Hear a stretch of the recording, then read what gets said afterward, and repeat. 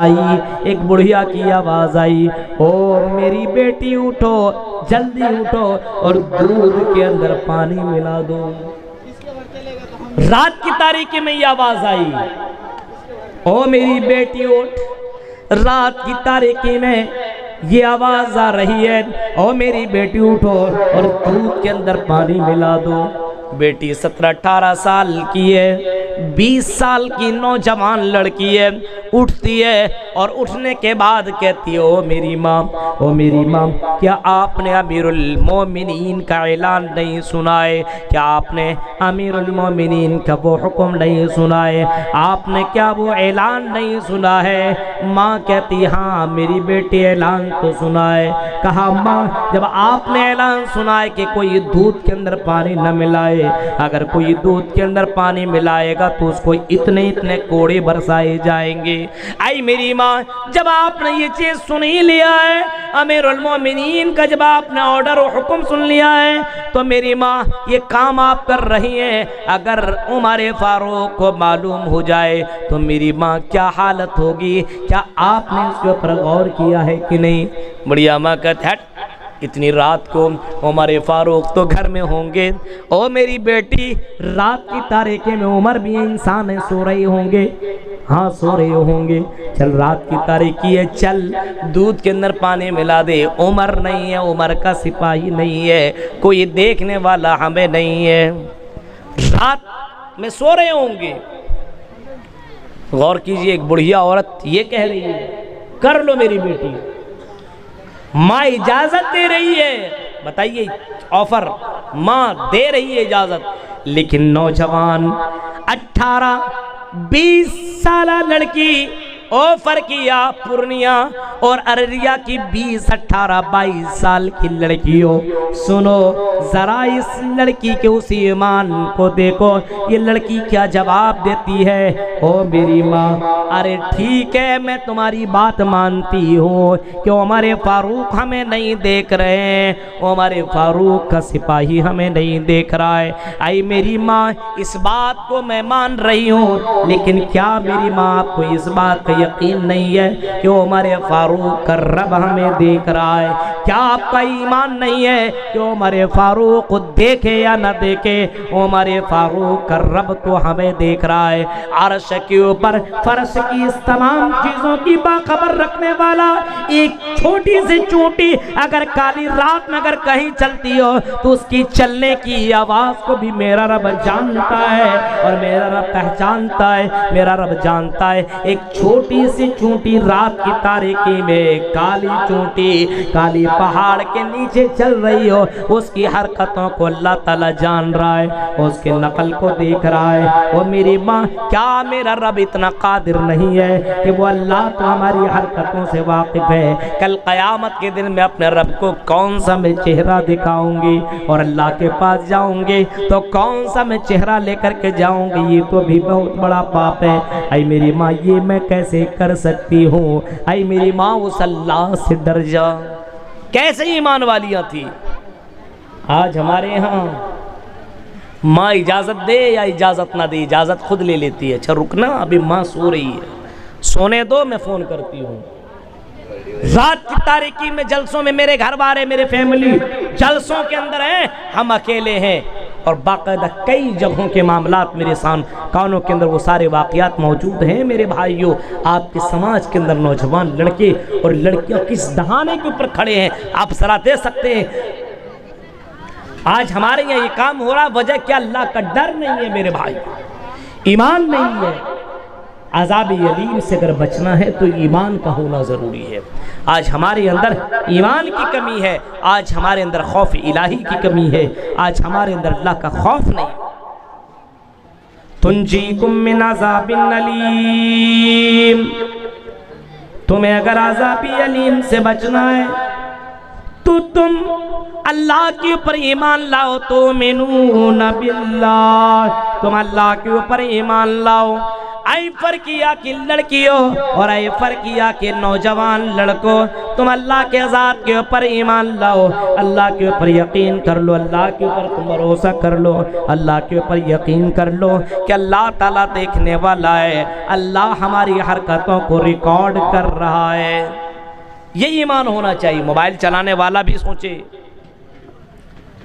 Mobile के अंदर hero heroine को देखने वाला, भोजपुरी गाना सुनने वाला भी सोचे, हाँ, गाड़ी चलाने वाला ड्राइवर भी सोचे, और इसी तरीके से समाज के मुखिया और समाज के निगरां भी सोचे, अपने घर का जो गार्जियन है वो भी सोचे कि कल क़यामत के दिन मुझे अपनी बेटी और अपने बेटों के ताल्लुक से जवाब देना पड़ेगा, मुझे अपने समाज के ताल्लुक से मुझे अल्लाह के यहाँ जवाब देना पड़ेगा। इसी वजह से उमर फारूक को एक बुढ़िया औरत ने रोक लिया और बुढ़िया औरत कहने लगती है, ओ उमर फारूक नीचे उतर, और उमर फारूक ये बता मेरा फैसला इस सरजमीन पर करेगा कि मेरा फैसला कल क़यामत के दिन करेगा, मैदान महशर में करेगा। उमर फारूक मैदान महशर का नाम सुनते हैं फौरन नीचे उतरते हैं। ओ मेरी माँ, ओ बुढ़िया, ओ मेरी माँ, बताओ तेरा क्या मामला है, मैं मैदान महशर में तेरा फैसला क्या करो, वहां तो न जाने उमर का क्या हाल होगा। आई मेरी माँ बताओ क्या मामला है, तेरा फैसला यही होगा, इसी जमीन के अंदर होगा। मेरे भाइयों, ये खौफ था उमर फारूक के दिल में, वो दुनिया ही में सारे मामलात हल कर लिया करते थे।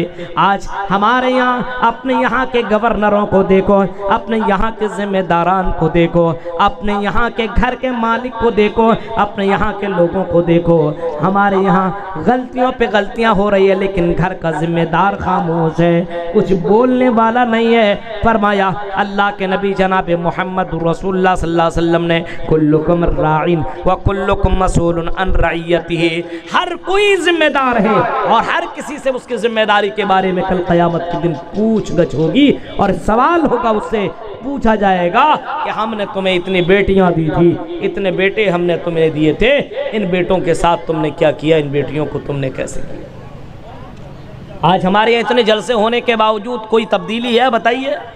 एक एक दो दो तीन तीन बजे तक जलसे चल रहे हैं।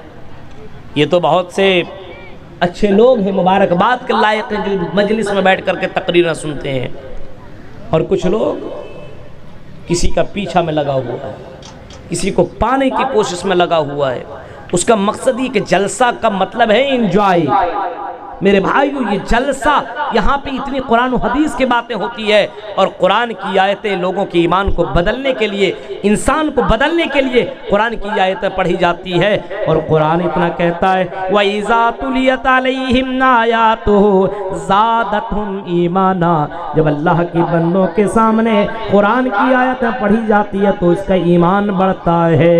ज़ादतहुम ईमाना, बताओ, दिल में हाथ रख करके बताओ फरकिया के लोगों, कुरान की आयतें सुनते हो तो क्या तुम्हारा ईमान नहीं बढ़ता है? क्या तुम्हारे दिल के अंदर अल्लाह का डर पैदा नहीं होता है? इतना बड़ा जलसा करने के बावजूद अगर तुम नमाजी ना बन सको और तेरे अंदर अगर खौफ इलाही ना हो सके तो मेरे भाइयों, इतने बड़े जलसे का क्या फ़ायदा? इतना बड़ा जलसा होने के बावजूद अगर तेरे समाज के अंदर लड़कियों के अंदर पर्दा ना हो सके और लड़कियां अपने आप को पर्दे में रख ना सके तो मेरे भाइयों, जलसे का क्या मतलब है? इतना खर्चा होने के बावजूद जलसे का कोई फायदा नजर नहीं आ रहा है।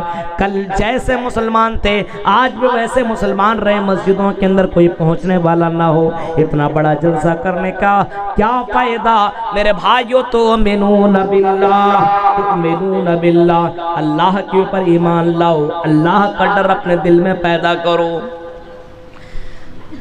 हजरत माविया की जिंदगी देखो, ओ नमाज छोड़ने वालों, नमाज की हिफाजत न करने वालों, नमाज छोड़ने वालों, सुनो, नमाज की हिफाजत न करने वालों सुनो, तुम्हें मालूम होना चाहिए ये नमाज अल्लाह ताला को बहुत ही ज़्यादा पसंद है। और क़यामत के दिन पहला सवाल नमाज के बारे में होगा। अव्वलु मा युहासबु बिहिल अब्दु यौमल क़ियामा, क़यामत के दिन सबसे पहला सवाल नमाज के बारे में होगा। फ़इन सलुहत सलुहा साइरुल जसदी, अगर ये नमाज सही हो गई तो सारे मामलात सही होंगे। व इन फसदत फसदत साइरु अमली, अगर नमाज के अंदर गड़बड़ी पाई गई तो तुम्हारे अमाल के अंदर गड़बड़ियाँ होंगी, आने वाले तमाम रास्ते तेरे बंद हो जाएंगे। इस वजह से नबी अकरम आखिरी वक्त में इसी नमाज के बारे में आपने फरमाया तो लोगों अस्सला अस्सला व मा मलकत ऐमानुकुम, ऐ लोगों नमाज नमाज का ख्याल करना, ये किसी और ने नहीं कहा। वो नबी जनाबे मोहम्मद रसूलुल्लाह नमाज की अहमियत को जाना करते थे और आप आखिरी वक्त में लोगों को नसीहत कर रहे हैं, लोगों को वसीयत कर रहे हैं, समझा रहे हैं। अल्लाह के नबी कह रहे हैं लोगों नमाज नमाज नमाज का ख्याल करना। वमा मलकत ऐमानुकुम, और अपने वर्कर के साथ, अपने काम करने वालों के साथ, नौकरों के साथ अच्छा सलूक करना, अपने वर्करों के साथ अच्छा सलूक करना। आज नमाज के अंदर गड़बड़ी है। आज हमारे यहाँ अपने वर्करों के साथ, अपने काम करने वालों के साथ अन्याय हो रहा है, नाइंसाफी हो रही है, जुल्म हो रहा है। अपने यहाँ काम करने वालों के साथ जुल्म ज़्यादती हो रही है। लोग अगर किसी चीज़ पर बराजमान ने, अगर किसी मस्जिद और किसी मदरसे के मालिक है तो अपने वर्करों के साथ जुल्म कर रहे हैं, अपने यहाँ उनके साथ जुल्म हो रहा है। मेरे भाइयों ज़रा बताओ समाज के अंदर कैसे तब्दीली आ सकती है? एक जलसे से कैसे तुम्हारे अंदर सुधार पैदा हो सकता है? आज हमारे यहाँ उलमा की खूनों को चूसा जा रहा है, हमारे यहाँ उलमा के साथ जुल्म हो रहा है। अपने यहाँ इमामों को रखा जाता है, 6-6 हज़ार तनख्वाह मिलती है। बताओ 6 हज़ार में वो इमाम अपनी ज़िंदगी कैसे काटे? जब इमाम के ऊपर जुल्म हो तो मेरे भाई उस घर के अंदर और उस गांव के अंदर और उस इलाके के अंदर तब्दीली कहाँ से आएगी? 6 हज़ार अपने इमाम को तुम दे रहे हो, उलमा को दे रहे हो। ये उलमा वरसतुल अंबिया, ये तो नबियों के वारिस हैं। उलमा का खून चूसने वालों और मस्जिदों के जिम्मेदारों और मदरसों के जिम्मेदारों, उलमा के साथ नाइंसाफी करने वालों, अपने यहाँ के उलमा के नाकदरी करने वालों, सुनो कल क़यामत के दिन तुम्हें जाना पड़ेगा और रब के सामने तुम्हें जवाब देना पड़ेगा। मेरे भाइयों ये हक उलमा है और ये ऐसे जो अल्लाह के पर तवक्कुल करते हुए बाकायदा काम किए जा रहे हैं, लेकिन क्या तुम्हारी अकल काम नहीं करती है? तुम रोजाना हजार रुपये कमाते हो और तेरा घर नहीं चलता है तो मौलाना को तुम रोजाना 200 रुपया देते हो और अपने इमामों के साथ जुल्म ज़्यादती कर रहे हो। क्या तुम्हें जर्रा बराबर डर नहीं है कि कल क़यामत के दिन मुझे अल्लाह के यहाँ जवाब देना पड़ेगा? आज हमारे यहाँ जब 6,000 रुपये में अपने मौलवियों को रखोगे तो तुम्हारे यहाँ इस्लाह कैसे होगा? तुम्हारे यहाँ इस्लाह कैसे हो सकता है? मेरे भाइयों गौर करो, आज हमारे यहाँ उलमा के लिए लोगों के दिलों में इज्जत नहीं है। और आजकल वो लड़कियां ऐसे आलिमों से शादियां कैसे करें? आज जब इन लड़कियों से उलमा से शादियों के बारे में बात की जाती है उनके दिल में बैठता है 8-10 हज़ार कमाने वाला हमें क्या खिलाएगा, हमारे मेकअप का सामान कहाँ से लाएगा। इस वजह से हम ऐसे लोगों से शादी नहीं करेंगे, हमें तो ऐसे लोग चाहिए जो पैसे वाले हों। हमारी यहाँ की लड़कियों को देखिए, आज मुर्तद की शिकार हो रही ना, आज इधर से उधर जो जा रही है उसकी वजह क्या है? ये मुसलमान के अंदर है क्या?